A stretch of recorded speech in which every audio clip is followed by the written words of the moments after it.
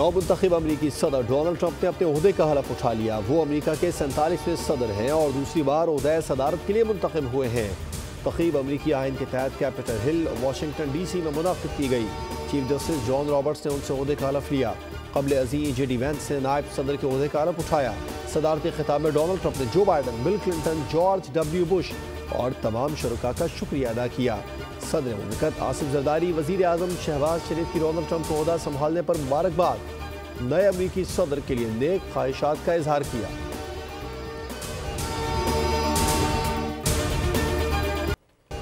चीन को Panama canal नहीं चलाने देंगे। अमरीकी सदर डोनाल्ड ट्रंप का पैनामा कैनाल को वापस लेने का ऐलान।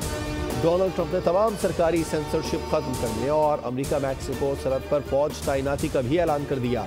नेशनल इमरजेंसी नाफिज कर दी। कहा तेल और गैस की कीमतें कम करेंगे। अमरीकी शहरियों पर टैक्स के बजाय दूसरे ममालिक पर टैरिफ लगाएंगे। हम लाखों गैर कानूनी तौर पर आए हुए लोगों को वापस भेजेंगे। खलीज मैक्सिको का नाम तब्दील करके खलीज अमरीका रखेंगे। अमरीका में मर्द और खवातीन के अलावा कोई तीसरी जिन्स कबूल नहीं।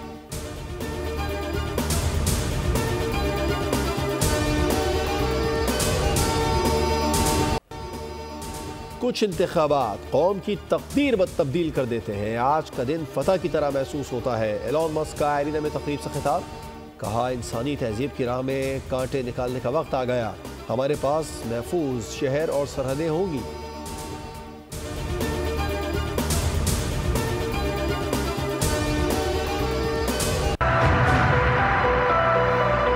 बोल अमेरिका में आपको बता रहा है कि इस वक्त वाशिंगटन DC के अंदर क्या माहौल है। बोल जो है वो आपको एक एक लम्हे की खबर दे रहा है। अमरीकी सदर की तकरीब बरदारी कब, कहाँ, क्या हुआ, बोल न्यूज़ सब कुछ बताता रहा। Senior anchor person Adil Abbasi ने नाज़रीन के दिल छू लिए। अपने मखसूस अंदाज में देखने वालों को बोल न्यूज़ से जोड़े रखा।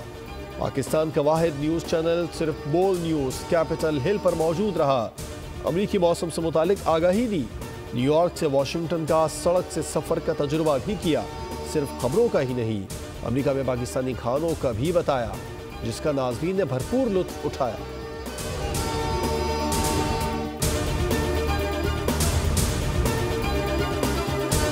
डोनाल्ड ट्रंप जो कह रहे हैं वो करके दिखाएं।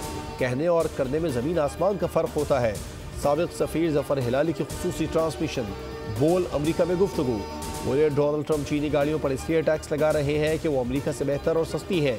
मलिहा लोधी बोली तस्लीम करना होगा, पाकिस्तान अमरीकी खारजा पॉलिसी की तरजीहात में शामिल नहीं। अमरीकी सहाफ़ी अनीला अली ने कहा डोनाल्ड ट्रंप के आने से अमरीकी पाकिस्तानी खुश है।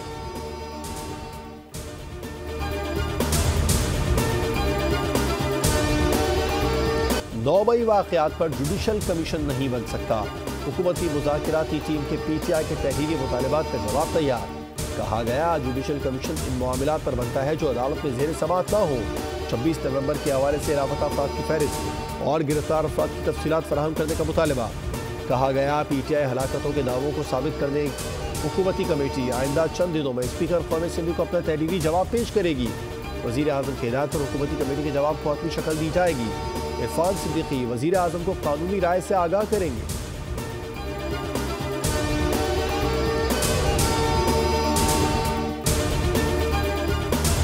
छब्बीसवीं आईनी तरमीम के खिलाफ दरखास्तों के लिए जस्टिस अमीनुद्दीन खान की सरबराही में 8 रुकनी बेंच समाअत करेगा। Justice Jamal Mandokhail, justice Muhammad Ali Mazhar, justice Ayesha bench में शामिल। Justice Hasan Azhar Rizvi, justice Musarrat Hilali, justice Naeem Akhtar Afghan, justice Shahid Bilal भी बेंच में शामिल।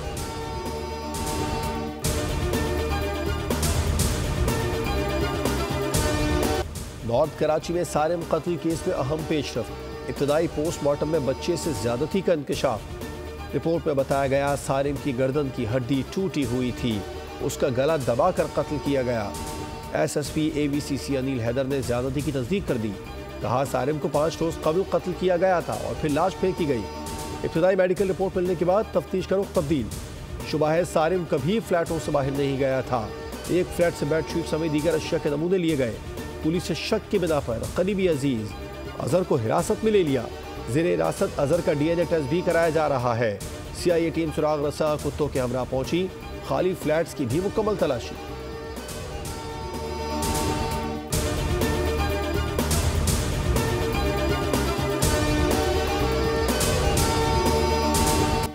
मराकश के समंदर में हादसा नहीं, कत्लेआम हुआ। खुले पानी में कश्ती खड़ी करके तावान मांगा गया। पैसे देने वाले 21 पाकिस्तानियों को छोड़ दिया गया। 4 रुकनी कमेटी के सामने जिंदा बच जाने वाले पाकिस्तानियों के होश रुबा इंकशाफात। बयानात में बताया गया ज्यादातर लोग तशद्दुद, सर्द मौसम और भूख प्यास से जावाक हुए।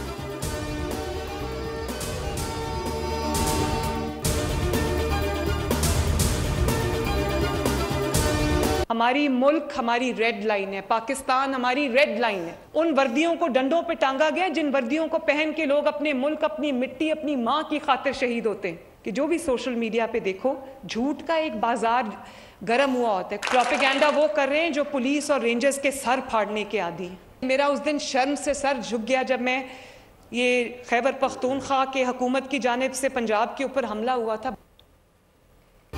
केपी हुकूमत के पंजाब पर हमले से हमारे सर शर्म से झुक गए। जिन वर्दियों को डंडों पर टांगा गया उन्हें पहनकर जवान शहीद होते हैं। वज़ीर आला पंजाब मरीम नवाज का तक़रीब से खिताब। रेंजर्स और पुलिस के जवानों के सर फोड़ने वाले सोशल मीडिया पर प्रोपेगेंडा कर रहे हैं। जिन बच्चों को वरगलाया गया वो इस वक्त जेल में है। इन्होंने नौजवानों को लैपटॉप नहीं दिए, किलो वाले डंडे दिए, इसीलिए आज इस तक़रीब को प्लांटेड कह रहे हैं।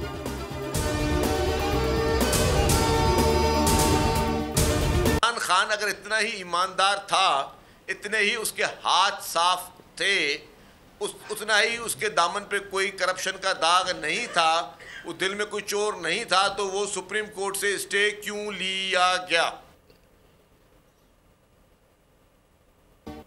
पीटीआई से मुज़ाकिरात हो लेकिन 9 मई पर कोई मुफाहमत नहीं होनी चाहिए। बानी माफ़ी मांगे और अपने गुनाहों का एतराफ़ करें। वज़ीर इत्तलात सिंध शर्जील मेमन का तक़रीब से खिताब। कहा बानी ने 25 अकाउंट छुपाए। पीटीआई को भारत और इसराइल से फंडिंग हुई।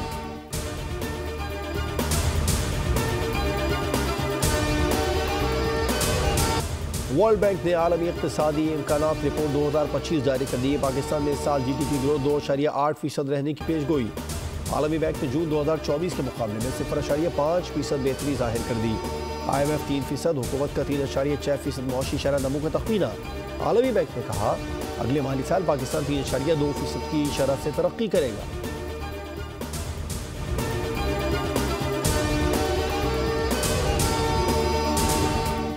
अल्लाह ताला जब सियासी इस्तेहकाम भी आएगा और वो माशी इस्तेहकाम के साथ जुड़ जाएगा तो फिर मैं समझता हूँ कि पाकिस्तान जो है वो मुकम्मल तौर पे एक जो डेवलपमेंट का हमारा एक एजेंडा है उस पर कारबंद हो जाएगा। तो मैं समझता हूँ कि चैम्पियंस ट्रॉफी का पाकिस्तान में होना इतने अरसे के बाद एक बड़ा टूर्नामेंट है, ये हमारी खुश नसीबी है और रौनकें लौट आएंगी हमारे क्रिकेट ग्राउंड में।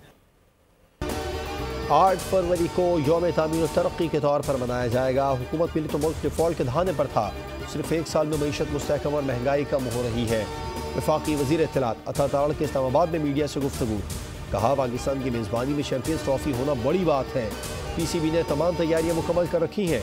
इवेंट कामयाब और यादगार होगा।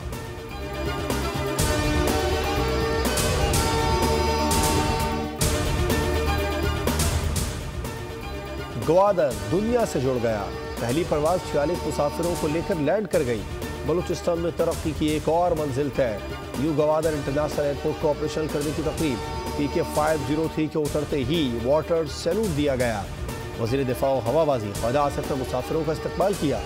कहा यह एयरपोर्ट मईशत में तब्दीली का बाइस होगा। आलमी मयार के एयरपोर्ट पर जदीद सहूलियात मैसर होंगी। वज़ीर आज़म बोले अल्लाह के फजल से एक और संगे मील उबूर कर लिया।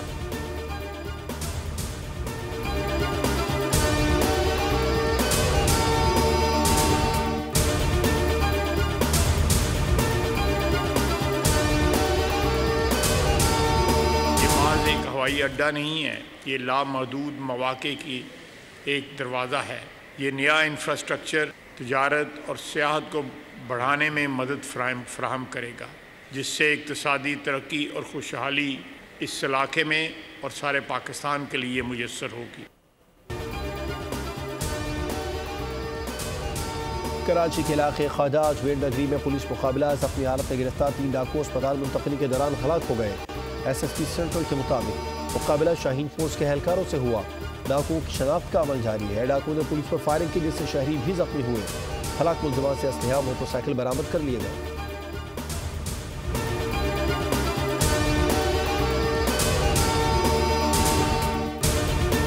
मुल्क भर में बारिश और बर्फबारी से सर्दी की शिद्दत बढ़ गई। मानसेरा और गिरदनवा में तेज बारिश, सर्दी की शिद्दत में इजाफा, वादी नारान शोगरान में दोबारा बर्फबारी, नारान में 1 फीट से जायद, जबकि शोगरान और कागान में 6 इंच से ज्यादा बर्फ पड़ चुकी। एहलकार बर्फ हटाने में मसरूफ, आज़ाद कश्मीर के बुलंद पहाड़ों पर बर्फबारी, मैदानी इलाकों में बारिश का सिलसिला जारी, दरिया नीलम भी जम गया, बर्फ से सड़कें भी बंद। बलूचिस्तान के 18 अजला में 2 रोज से बारिश और बर्फबारी का सिलसिला जारी। कराची में भी ठंडी हवाएं, पारा 8 डिग्री तक गिर गया।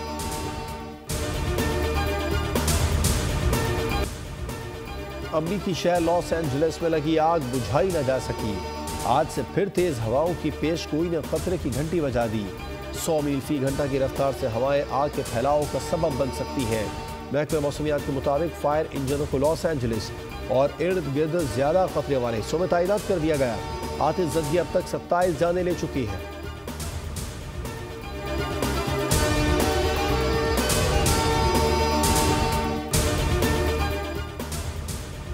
नाइजीरिया में ऑयल टैंकर धमाके से हलाकतों की तादाद 86 हो गई, 55 से जायद जख्मी। गैर मुल्की मीडिया के मुताबिक शहर सुनेदा में ट्रक उलटने से ऑयल सड़क किनारे बहने लगा। शहरी तेल इकट्ठा कर रहे थे कि ऑयल टैंकर में धमाका हो गया। हलाकतों में इजाफे का खदशा है।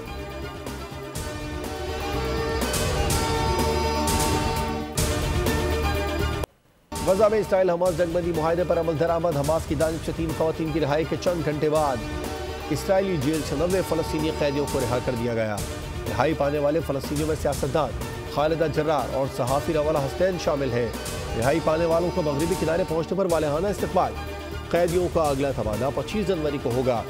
जो बाइडन ने आखिरी खिताब में कहा, गजा में बंदूकें खामोश हो गई। पोप फ्रांसिस का जंगबंदी का खैर मकदम। सेक्रेटरी जनरल अक़वाम मुत्तहिदा एंटोनियो गुतेरेस ने कहा, असीरों की रिहाई खुशाइंद है।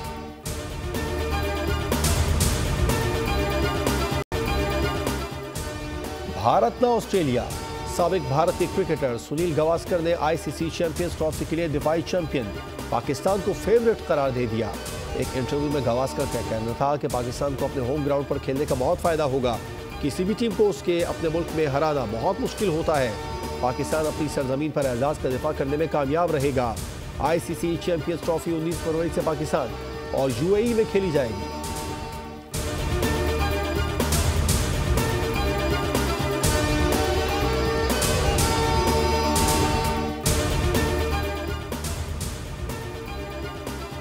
प्राइम फिटनेस के हुसूल का task. Speed star Haris Rauf domestic matches में फॉर्म में आ गए। पहले ही ओवर में 2 विकेटें खड़का दी। हैट्रिक करते करते रह गए। कराची के मकामी स्टेडियम में मौजूद मारूफ क्रिकेट तज्जियाकार फवाद मुस्तफा ने कहा, खेल की कोई भी तर्ज हो, हारिस रऊफ अपनी सलाहियतों को बनवाते हैं।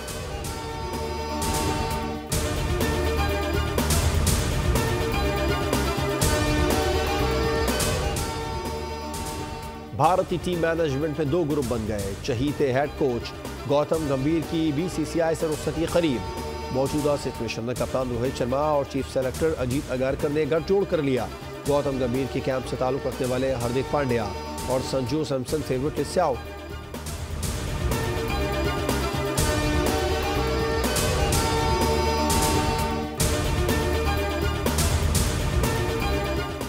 मलेशिया में जारी women under 19 T20 world cup. England के पाकिस्तान को 6 विकेटों से शिकस्त। पाकिस्तान अंडर 19 टीम सिर्फ 66 रन बना सकी। इंग्लैंड ने हदफ 4 विकेटों के नुकसान पर पूरा कर लिया। कौमी टीम तीसरा ग्रुप मैच बुध को आयरलैंड के खिलाफ खेलेगी।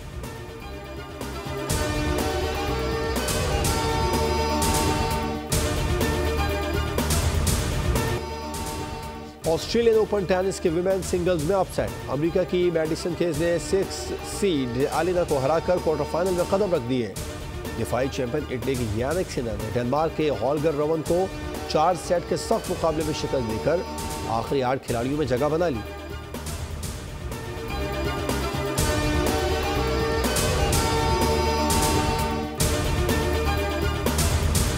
कतर के दारुल हुकम दोहा में सजा रंगारंग फैशन शो। सना जावेद और शोएब मलिक ने भी रैंप पर वॉक की।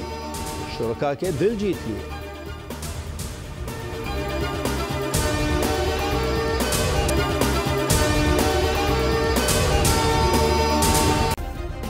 सब्सक्राइब करें और बेल दबाएं ताकि कोई खबर रह न जाए।